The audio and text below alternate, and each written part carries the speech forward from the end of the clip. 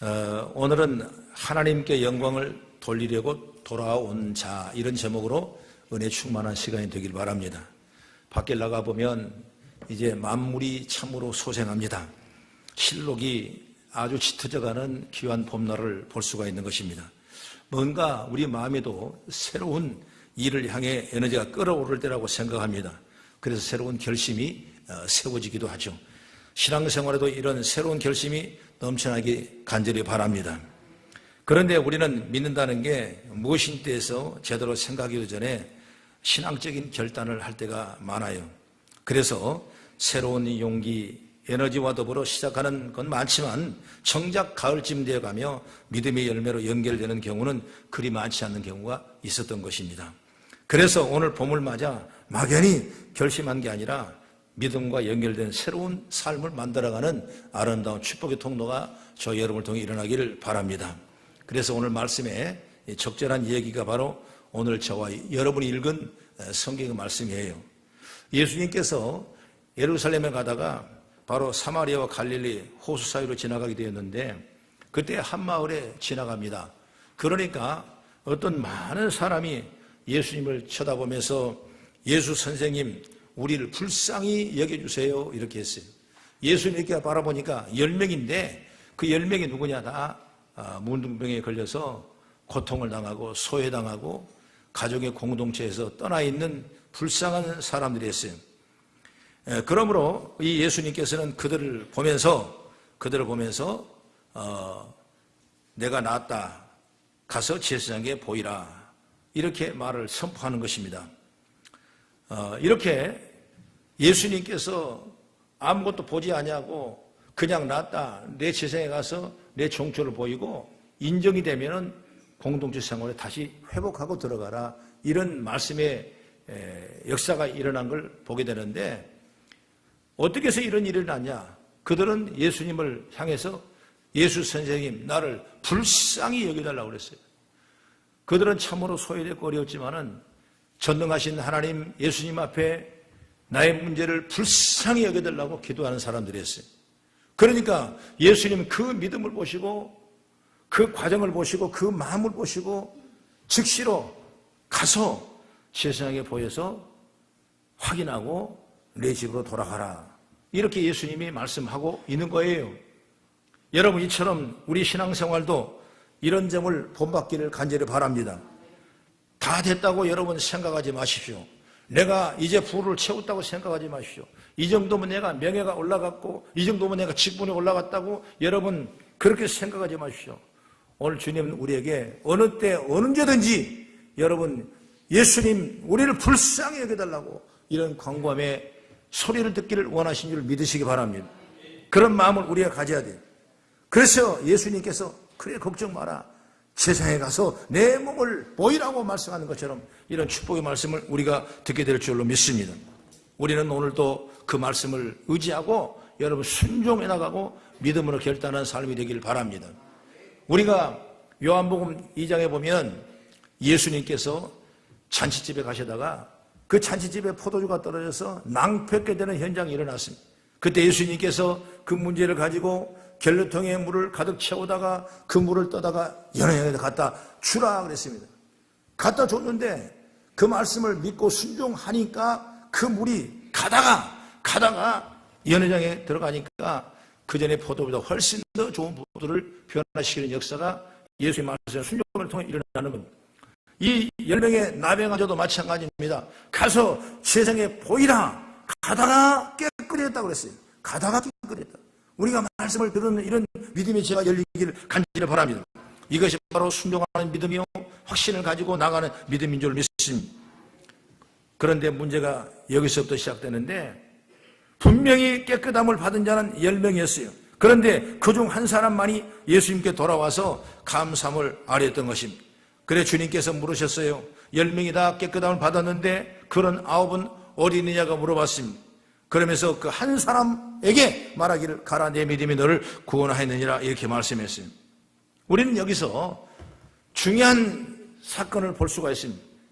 참된 믿음에 있는 사람과 그렇지 않은 사람을 구분할 수 있어요. 참된 믿음을 사는 사람은 뭐냐? 예수님이 칭찬했습니다. 내 믿음이 너를 구원하였느니라.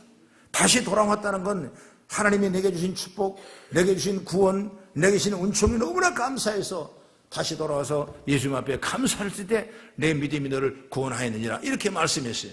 바로 이것이 참된 믿음이에요. 그럼 잘못된 믿음 뭐냐면 이제 치료받았으니까 문제가 해결됐으니까 그냥 자기 하고 싶은 대로 가는 거예요. 내 생각도 안 하는 거예요. 이것은 잘못된 믿음이라 이것입니다. 우리 성도들도 믿음 생활 가만히 하는 거 보면 참 믿음 있는 사람인가 하면 잘못된 믿음을 가진 사람이 있어요. 이 말은 뭐냐면 항상 우리는 오늘 내게 하루 주신 것도 감사하고, 저는 새벽 기도할 때 그래요. 새벽에 눈을 떠서 감사합니다. 눈을 뜨게 감사하잖아요.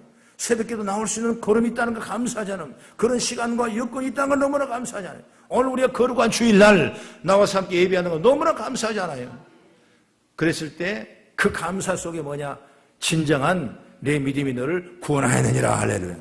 그래서 오늘 말씀을 통해서 우리가 몇 가지 지혜를 받으면서 정말 하나님께로 영광을 돌리고 돌아온 그 자가 되는 것처럼 오늘도 우리 그 믿음을 갖기를 간절히 바랍니다. 그러면 첫째로 우리가 받을 지혜는 뭐냐? 우리들이 믿음이 있다고 착각할 때가 있어요.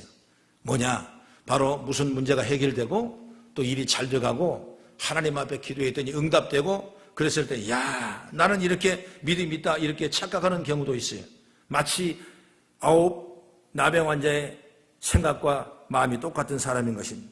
오늘 본문에 나온 이 병 나은 사람은 처음부터 언급된 10명 모두가 다 병 났어요. 그런데 이 10명 모두에게 내 믿음이 나를 구원하였다 하신 게 아니에요. 그중 한 사람에게만 그렇게 말씀하신 것입니다. 그러니까 병고침을 받았고 그것을 강력하게 요청했고 그래서 병고침을 받은 자들은 있지만은 그렇다고 그들이 모두 믿음의 사람이 아니라는 거예요. 그런 병고친 10명 중 9과 1명을 구분짓는 것이 뭐겠습니까? 바로 오늘 주님의 말씀이 우리에게 분명하게 제시하고 있는 것입니다. 그 말씀이 바로 17절 18절 말씀인데 우리 같이 천천히 한번 읽어보겠습니다. 17절 18절 시작. 예수께서 대답하여 이르시되 10사람이다 깨끗함을 받지 아니하였느냐? 그 9은 어디 있느냐? 이 이방인 외에는 하나님께 영광을 돌리러 돌아온 자가 없느니라 하시고 이 말씀이었어요. 여기서 관심을 가져야 할 부분은 뭐냐? 이 한 사람 외에는 하나님께 영광을 돌리러 돌아온 자가 없느냐 하는 부분이에요. 그러면 우리가 먼저 주님이 믿는 잊고 있는 자로 칭찬을 한 사람을 병고침을 받은 것 돌아온 자예요. 그러니까 이것이 바로 믿음이에요.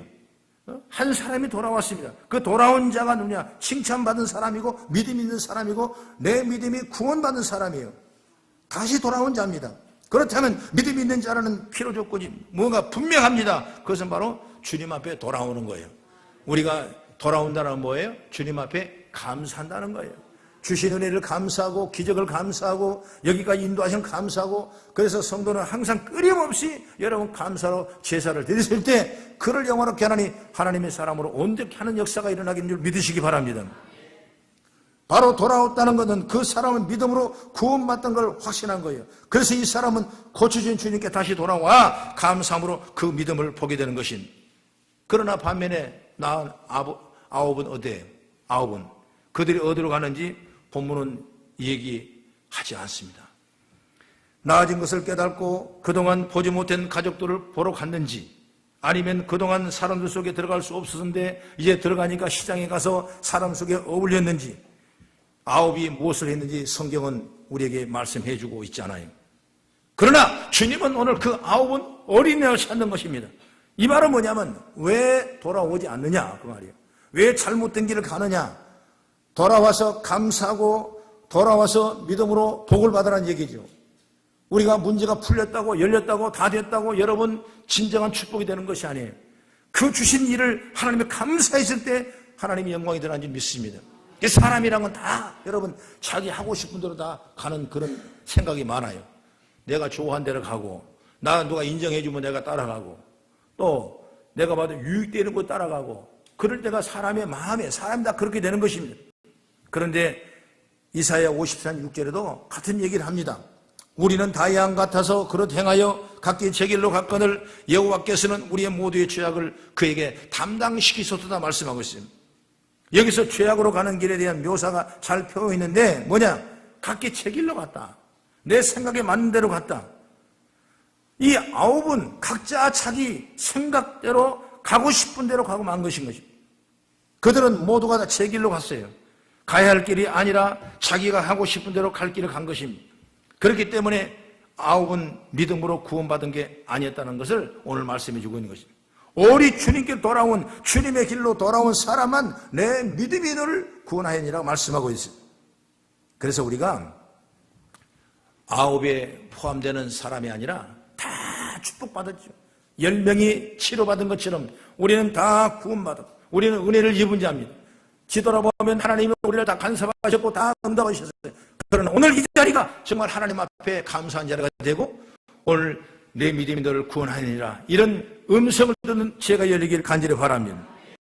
여러분 기도하여 놀랄 만한 일을 응답받은 게 중요한 것이 아니라고 생각해요. 그게 믿음이 아니라 그 말이에요. 주님께 죄사함을 주셨다는 걸 깨닫고 주님께 돌아온 그게 믿음이라고. 우리 주님께로 가는 길만이 살 길이라는 걸 깨닫고 주님의 십자가로 나가는 길이 열리게 될 줄로 믿습니다. 놀라울 만한 일이 아무리 많이 일어난다 하더라도 주님께 돌아갈 모습이 없다면 그것은 믿음이 아니고 하나님의 역사도 아닌 것입니다. 그러면 하나님의 역사는 뭐냐? 믿음으로 서게 하는 것이에요. 나는 저와 여러분들이 다 믿음으로 온전히 세워지기를 간절히 바랍니다. 주님께 돌아와 감사함이 항상 은혜에 충만한 시간이 되기를 간절히 바랍니다. 뭔가 응답받고 난 후에 가고 싶은 길로 가는 것만 여러분 생각해서는 안 돼요. 그것은 성경에 보면 죄악의 모습이라고 그랬어요. 그보다 더 중요한 것은 바로 주님께 돌아가는 자가 되어야 되는 거예요. 우리가 주님께 돌아가는 모습이 있으면 주님께서 오늘도 내 믿음이 너를 구원하느니라고 말씀하실 줄 저는 믿습니다. 오늘 그런 성도가 다 되어지기를 바랍니다. 그 다음에 두 번째로 우리는 많은 사람이 가는 길로 가면서 믿음이라고 착각할 때가 있어요. 우리는 다수가 가는 대로 가려는 습성이 있습니다. 그리고 다수가 가는 길이 맞다고 생각합니다. 때로는 편한 것이 내게 좋은 일이라고 그런 생각을 해요. 그래서 불편한 거 싫어하는 사람이에요. 이런 일이 우리 신앙생활에도 나타납니다. 오늘 본문에서 10사람이 다 깨끗함을 받지 않았느냐, 그 9이 어디 갔느냐, 이방인 외에는 하나님께 영광을 돌리러 온 적 없느냐, 이 말씀을 하셨는데 이제 우리가 관심을 갖고자 하는 부분이 바로 이 말씀이라고 저는 생각해요. 뭐냐? 10명 중에 9과 하나, 숫자를 볼 수가 있는 것입니다. 한 명은 돌아온 사람이었습니다. 그러나 9은 자기 생각대로 가버리는 사람이었습니다. 숫자로 따지면 한 명이 선택한 길보다 9이 선택하는 길이 훨씬 더 좋아 보일 수 있을 것입니다. 아마 그 사람은 그랬을 거예요. 와, 내가 낫네? 당신도 나았습니까? 오늘 당신들도 그러네요. 그럼 우리 주님께 돌아가 감사를 표합시다. 너무나 감사하잖아요. 그랬을 거예요. 그런데 9은 그 말에 기울을 기울이지 않은 것입니다. 돌아오지 않았습니다. 가고 싶을 때가 있으니까 그 한 사람의 말을 무시하고 자신들이 가고 싶은 곳으로 갔을 거예요. 아마 그 9이 다 함께 그런 마음을 가진 것이 아니라 한두 사람이 먼저 그런 마음을 가지니까 그 마음과 생각이 같아지면서 점점 많아지니까 많아도 따라갔을 거예요. 결국 하나님께서는 그를 구원받은 백성으로 보지 않는다 이것입니다. 여러분, 구원받은 백성은 십자길이에요. 십자길. 세상에서는 십자길을 뭐라고 그랬습니까? 미루는 자로 보는 것입니다. 그러나 하나님을 아는 자는 그것이 십자가 능력이라고 말씀했어요. 여러분, 예수 믿는 것이 그렇게 편합니까? 예수 믿는 것이 그렇게 여러분 쉽습니까? 여러분, 그렇지 않아요. 오늘 우리가 주님의 말씀 따라가고 주님의 뜻을 이루고는 얼마나 어려운 줄 몰라요. 그러나 성령께서 내게 은혜를 주시면 내 마음에 역사하시면 우리는 그 일도 능히 감당하는 역사가 임한 줄 믿으시기 바랍니다. 예수님께서도 제자들에게 그런 말씀했어요. 마태복음 7장 13절 14절의 말씀 보면 좁은 문으로 들어가라. 멸망으로 인도하는 문은 크고 그 길이 넓어 그리로 들어가는 자가 많고 생명으로 인도하는 자는 문은 좁고 길이 협착하여 찾은 자가 적음이라. 결국 좁은 문으로 들어가는 은혜의 문이에요. 은혜의 문. 넓은 문으로 들어가면 그 멸망의 문이라는 것을 말씀하고 있어요. 여러분, 주님은 좁은 길, 십착한 길로 가라고 말씀하신 주님의 뜻에 맞는 것이라면 혼자서라도 그 길을 가는 게 믿음이에요. 많은 사람의 선택한 편한 길은 보편의 길이 될 수가 있겠지만은 그 길은 여러분 주님이 아니라는 길이 될 수가 있는 것입니다. 사람들은 편리하고 많은 사람이 가는 길을 선택합니다. 그렇게 믿음이 있다는 소리를 듣지 못하는 것입니다. 우리는 설령 힘들고 어렵더라도 진리가 되는 길을 가는 지혜가 열리기를 주의 이름으로 축원합니다. 우리가 신앙을 이런 시대에 정말 간이다는 것은 얼마나 어려운 줄 몰라요. 저도 신앙생활을 이렇게 해왔지만은 저는 모태신앙이 아닙니다. 원래 사실 우리 어머니가 아주 입덧을 해서 온 이 어때 방법이 없더래. 그래서 뭐 별걸 다 해봐도 입덧이 그냥 아주 그냥 보통이 아니야. 아주 깜빡 죽은 줄 알았대. 그러니까 뒤에 선생님이 한 분 계시는데 그분이 교회 다니는데 세대 나와 따라와서 예배 드리면 입덧이 없어질 거니까 한번 따라오라고. 그래서 나를 이 배 가지고 뭡니까 교회를 간 거니까 내가 모태신앙은 모태신앙이에요 어떻게 보면.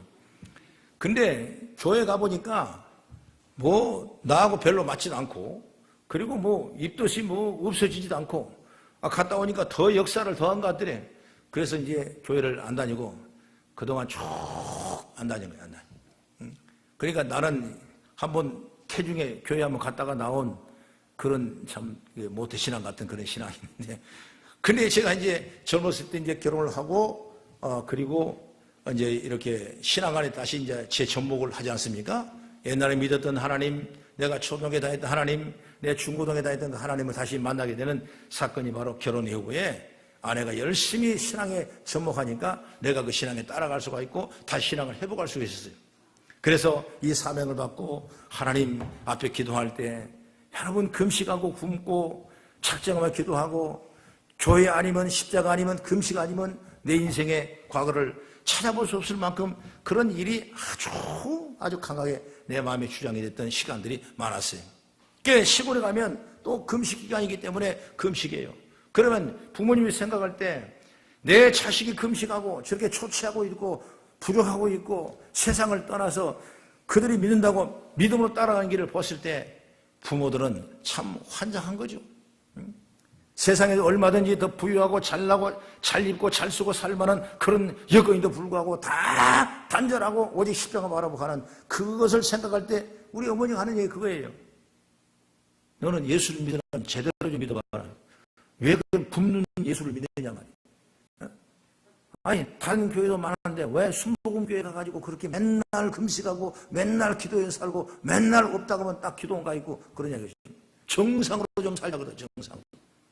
여러분 어느 교단 그걸 얘기하고 싶은 건 아니지만 어쨌든 내가 믿음으로 가다 보니까 이게 너무나 좁은 길이야. 쉬운 일이 아니에요.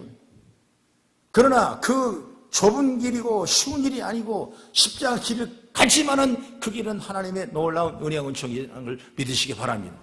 나는 아홉이 가는 길을 택하는 것이 아니라 오직 돌아와서 하나님 앞에 주신 은혜를 감사하고 그 고백하며 나가는 그 길이 혼자 같지만은 하나님이 은혜를 주셔서 내 손을 붙잡아 주시고 나의 등을 밀어주셔서 내 삶의 영광을 돌리는 복된 삶이 된 줄 믿으시기 바랍니다. 사람은 편리하고 많은 사람이 가는 길을 택하죠. 눈치 보면서 많은 사람 편에 서는 게 여러분 사람이에요. 그러나 믿음은 주님 말씀만 보고 말씀 편에 서는 겁니다. 분명 그 길에 많은 사람이 서지 않습니다. 그들과 같은 길로 가지 않기 때문에 싫은 소리를 듣고 때로는 유별나다는 핀잔을 들을 때가 있는 것입니다. 그래도 우리 주님 말씀하신 자리에 저와 여러분이 서기를 바랍니다. 주님께로 가는 자리에 서야 돼요. 그럴 때 주님께서 우리에게 무슨 말씀하시겠어요? 내 믿음이 너를 구원하였느니라. 여러분 이 놀라운 축복의 역사가 우리 성도에 통해서 일어나기를 간절히 바랍니다. 그리고 세 번째 우리의 신앙의 경력을 자랑하면서 믿음 있다고 착각할 때가 있습니다. 나병은 사마리아 사람에게만 생기는 것이 아니고 10명이라는 나병 환자 중에 한 사람 사마리아 사람이라면 이방인이라면 나머지 사람은 뭐냐? 당시의 정서로 보면 바로 유대인이에요. 유대인. 유대인은 여러분 신앙이 좋은 사람이에요. 하루에도 3번씩 서서 하나님 앞에 기도한 사람이 유대인이에요. 길 모퉁이에 서서 기도하고 그리고 머리를 자르지 않고 풀고 기도하고 손을 들고 기도하고 일주일에 2번씩 금식하고 정말 12주절 철저히 하고 그렇게 모양과 외식은 어느 누구도 따라갈 수 없는 그런 능력 있는 신앙생활을 하는 사람이 누구냐? 바로 유대인이에요. 그러나 이 사마리아 사람은 그런 신앙이 못 돼요. 이 말은 어찌 보자면 이 신앙의 경력 내게 이렇게 신앙생활했다, 몇 년 신앙생활했다, 어떻게 해왔다, 나는 개척 때 어떻게 했다, 또 나는 신앙이 이렇게 어떻다, 이런 생각을 가지고 이것이 나를 주장해버린다면 결국 나의 삶 속의 신앙의 열매가 맺을 수 없다는 겁니다. 새로운 몸이 터질 수가 없어요. 여러분, 옥토바 때 씨를 뿌려야 그 씨가 30배, 60배, 100배의 열매를 맺듯이 구도 있고 딱딱한 곳에 씨를 뿌려본들 여러분 그 씨앗은 열매 맺지만 우리는 형식적인 예배, 형식적인 신앙, 형식적인 오늘 그 예배로 주일을 왔다 갔다 할 수 있는 그런 신앙 통해서 우리는 정말 진정한 구원의 능력을 체험할 수 없는 거예요. 어찌 보면 우리는 정성껏 하나님 앞에 매일 새롭게 세움을 돋은 것처럼 그런 믿음으로 나갔을 때 우리에게 놀라운 구원의 은총을 잊기를 믿음으로 축원합니다. 그래서 옛날 사람은 신앙의 연조라 했어요. 여러분, 신앙의 연조가 우리의 삶을 축복합니까? 그렇지 않아요. 여러분, 내가 오늘 하루 믿더라도 아니면 내가 처음 믿더라도 우리가 신앙으로 잘 다져지고 내게 주신 은혜를 내가 감사하며 나갔을 때 그때 하나님이 또 열어주시고 풀어주시고 역사인 줄 믿으시기 바랍니다. 그래서 신앙생활은 연조 자랑하는 것이 아니라 뭐요? 감사하는 자가 돼야 돼요. 항상 감사하는 자. 오늘 이 유대인들은 같이 10명이 치료받았지만 이방의 사마리아는 돌아왔지만 유대인들은 돌아오지 않았어요. 왜? 그런 자기들은 충분히 그런 의식이 있을 거예요. 우리는 얼마나 믿음 있는 사람이냐, 우리는 율법을 얼마나 아는 사람이냐, 우리는 또한 얼마나 예배를 잘 드린 사람이냐, 그렇게 생각했을 거예요. 그런 연조가 우리의 영원한 구원의 은총이 이룰 수가 없다는 겁니다. 누구가 구원받습니까? 바로 돌아와서 하나님 앞에 영광을 돌리는 그 한 사람을 하나님 칭찬하신 거예요. 예수님도 그런 비유로 설교하셨어요. 유대인들을 보시면서 그들 서기관 바리새인들에게 얘기했습니다. 그들은 어떻게 예배합니까? 정말 옷 속에다 말씀을 달고 경건하고 거룩하고 일주일에 2번씩 금식 기도하고 그리고 말씀을 떠나지 않고 철저한 주일을 성수하며 10일을 드리는 그런 사람이었지만은 예수님은 그들을 칭찬하지 않았어요. 그래서 그들의 기도하는 그 모습 보고 외식하는 자의 기도라고 책망했습니다. 그러나 세리란 사람은 나기는 죄인이, 자기는 불쌍한 사람이요, 자기는 남의 돈을 매국했던 사람이요, 그렇기 때문에 그 공동체 인정받지 못하고 왕따를 당한 사람이지만은 그가 스스로 내가 죄인을 믿고 깨닫고 내가 죄의 은총을 기다리며 간구하는 그 세리의 기도를 주님께 칭찬하신 역사를 보게 되는 것입니다. 여러분, 물질도 마찬가지입니다. 내가 물질을 드리고 유대인처럼 그런 외식적인 신앙에 드리는 그 물질은 하나님이 보지 아니하고 여러분 그 과부가 두렵돈을 가지고 드리는 그 손길에 주님께서 보시고 그 믿음을 칭찬하시고 구원의 은총을 주신 줄 믿으시기 바랍니다. 그 신앙이란 건 여러분 우리가 오늘 새롭게 시작하는 마음으로 매일 그런 시작을 해야 돼요. 그렇다면 우리가 뭐냐? 감사가 없으면 안 돼요. 항상 내가 스스로 감사해야 돼요. 하나님 감사합니다. 오늘 새벽에 눈을 뜬 것도 감사합니다. 새벽에 걸어올 수 있는 것도 감사합니다. 그런 시간과 여건을 주신 것 감사합니다. 한 주간 또 있다가 주일 예배 나와서 은혜 받은 감사합니다. 우리 목회자들은 그래도 매일매일 감사하니까 여러분 이렇게 축복을 통해서 살아가는 거예요. 오늘 여러분도 여러분 신앙생활에 의타적인 신앙생활, 모양만 신앙생활, 외식적인 신앙생활이 아니라 오늘 다시 돌아와서 예수님께 엎드리고 감사하며 영광을 돌리는 그 사람처럼 오늘 우리가 그런 믿음의 지혜를 얻기를 주의 이름으로 축원합니다. 정말 믿음이 무엇인지 아는 자들은 이 세상에서 주님 외에 아무것도 자랑할 것이 없다는 걸 너무나 잘 압니다. 그래서 믿음이 클수록 여러분 어때요? 겸손하는 거예요. 하나님이 보실 때 가장 큰 죄악을 본 거 뭐냐? 바로 교만이라는 죄. 그래서 교만은 낮추게 하시고 겸손한 자를 높이신다. 내가 왜 얘기를 하냐면 바로 교만할 때는 절대로 감사할 수가 없어요. 이걸 버려야 내가 감사하는 거예요. 그래야 내가 겸손해지는 겁니다. 바로 신앙은 그걸 우리에게 필요하는 거예요. 그래서 바울 사도도 선줄로 자랑하지 말라, 내가 넘어질까 조심하라 그랬습니다. 이렇다면 우리는 항상 감사해요. 항상. 어디에서 바울 사도는 내가 죄인 중에 괴수라고 그랬겠습니까? 그런 마음으로 간다면 하나님께서 오늘도 우리에게 새로운 은혜를 공급해 주셔서 놀라운 일이 일어나게 될 줄로 믿습니다. 훌륭한 신앙의 능력을 가졌음에도 오직 주님의 영광만 바라보고 자신을 겸손히 낮아지는 사람에게 주님은 말씀하십니다. 내 믿음이 너를 구원하였느니라. 할렐루야. 주님의 생각과 우리 생각의 차이가 나면 안 돼요. 주님은 주님께 돌아온 자를 믿음인 자라고 하시는데 우리는 제 길로 가면서 내 생각대로 가면서 내 초안대로 가면서 주님을 멀어질 때가 있어서는 안 된다 이것입니다. 좁은 문으로 여러분 들어가는 자가 믿음인 자라고 하시는데 우리는 많은 사람의 간 길로 가면서 믿음을 이야기하지 않느냐 그 말이에요. 그래서 우리는 주님과 생각을 늘 일치해서 항상 주님과 동행하는 은혜를 있기를 간절히 주의 이름으로 축원합니다. 기도하겠습니다.